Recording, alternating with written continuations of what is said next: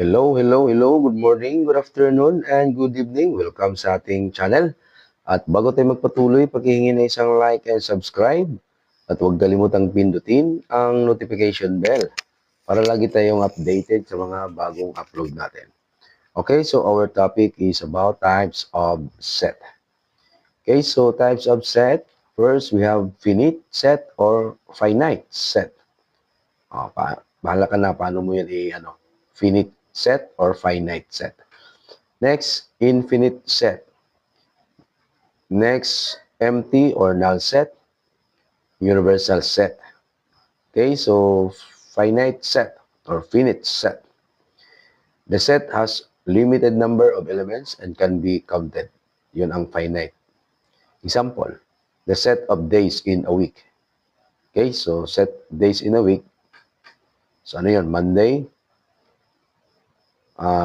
Tuesday, Wednesday, Thursday, Friday. Okay? Yan, mga examples. So, tingnan natin yung set S. So, set S, di ba meron siyang 5, 10, 15, 20, tapos dot. Ibig sabihin yan, ellipsis. Ibig sabihin to be continued hanggang 50. So, anong kasunod yan? 5, 10, 15, 20, 25, 30, 35, 40, 45, 50. Okay? So, next, infinite set. Infinite, meaning the set has unlimited number of elements which may or may not be countable. Example, the set of all positive integers. Okay, so ito yung infinite, parang walang katapusan. The set of all positive integers. So 1, 2, 3, 4, 5, 6, 7, 8, 9, 10, so on and so forth. Okay? Set of, counting numbers o positive integers. 1, 2, 3, 4, 5, dot. Di ba? Meron dot. Ibig sabihin yan, ellipsis to be continued yan. Yung tatlong dot dyan. Okay? So the set of stars in the sky. Di ba? Maraming stars sa sky. Okay? Another types of set. This is empty or null set. The set has no elements. Ibig sabihin, blanco or empty. The set of triangles with 5 sides. So, dapat yung triangles, 3 sides lang. Hindi siya 5 sides. The set of black hearts in the standard deck of playing cards. So, ang heart is red, di ba? So, wala siyang black hearts. The set of dragons that live in your neighborhood. So, wala yan kasi impossible na meron dragon sa ano natin. Okay? So, we use braces or symbol. Yan. Yung null set or empty set, brace siya, dalawa. Ibig sabihin, walang laman yan. Or symbol. Yan. To denote the empty set or null set. Next, we have universal set.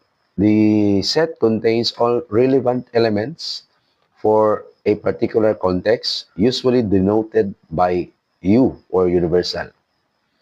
Example, the set of all countries in the globe. Okay, the set of all provinces in the Philippines. The set of students enrolled in our school this year. Okay, so mga general, universal set yan. We usually use the capital letter U to denote a universal set. So, identify each of the following sets: finite set, infinite, empty, or universal set. Number 1.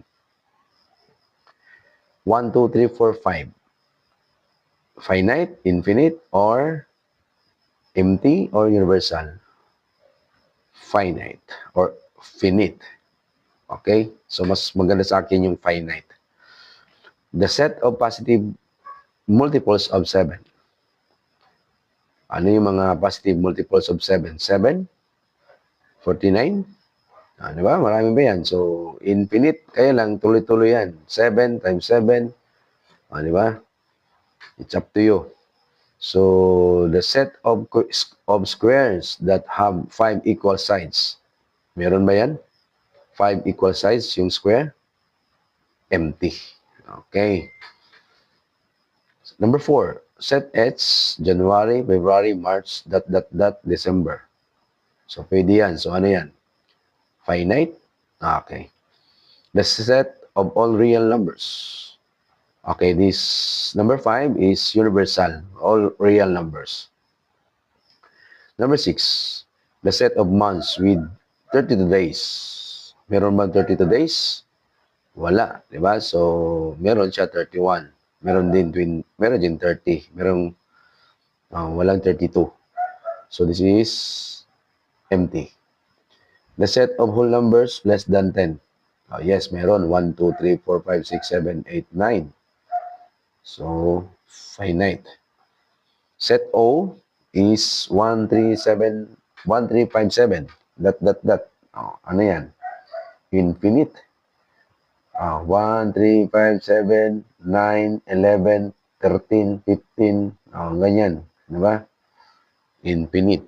The set of all basic geometric shapes. So, mga geometric shapes. So, this is universal. And the set of even numbers. 2, 4, 6, 8, 10, 12, 14. So, ano yan siya? This is infinite. Okay? So, next we have the cardinality of set. So, cardinality of set, the cardinality of set is the number of elements contained within that set.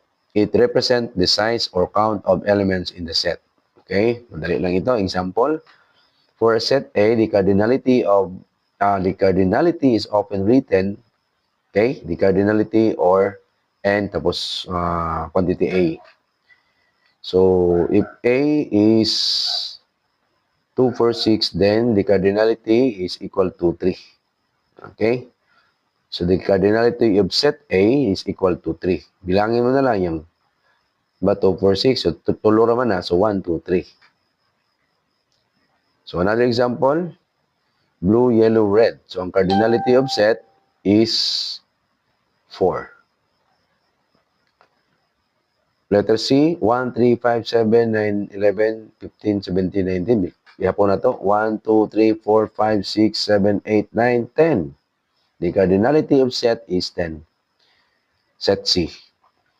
So, set D, 1, 2, 3, 4, 5, 6. So,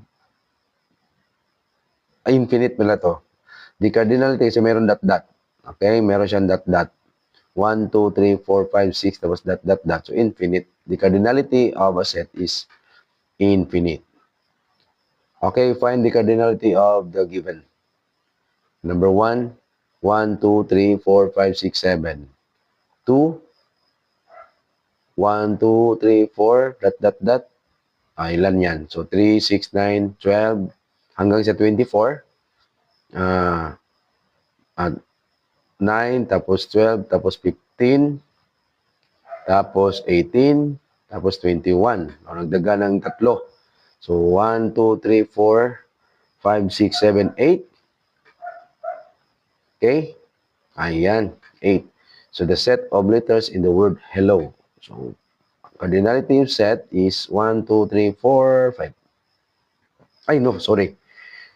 4, kasi hindi siya pwede ibalik yung L. Kasi isa lang. So, 4. Set M is equal to 5, 10, 15, 20, 25, 30, 35, 40, 45, 50. So, dot yan siya. So, ibig sabihin, to be continued. So, infinite.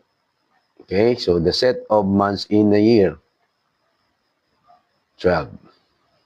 Okay? So, yung subsets, next time na naman natin to i-discuss. So, maraming salamat sa panonood at pakikinig. At sa hindi pa nakasubscribe, paki-subscribe na lang at huwag kalimutang pindutin ang notification bell para lagi tayong updated sa mga bagong upload natin. Maraming salamat and God bless.